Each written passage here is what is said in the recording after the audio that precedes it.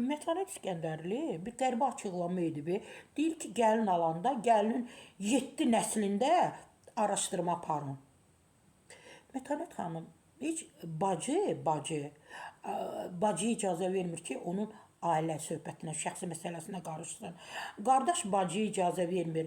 Mətanət xanım, siz bilirsiniz ki, son vaxtlar heç əmioğlu əmi qızını tanımır, dayıoğlu bibi qızını tanımır. Hamı çəkilib kənara, telefon əllərində.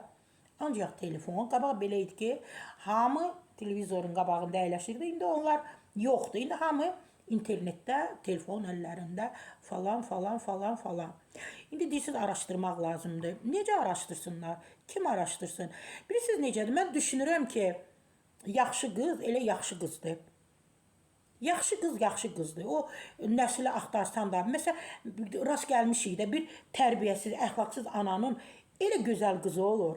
Elə gözəl qızı olur, elə gözəl oğlu olur. Deyirlər, müəllimin oğlu fəhlədir, prokurorun oğlu, nə bilim, zavodda işləyir. Məgər, yəni o demək deyil ki, mütləq keçmişdə nəsə tökülüb, bugün onları yığacaqlar. Yox, mən də buna razılaşmıram. O bir verilişdə, qonaqlıq verilişində deyib,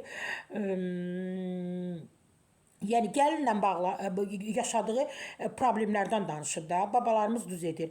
Bir qızı alanda 7 arxasını, nəslini, bütün sülaləsini öyrənməlisən.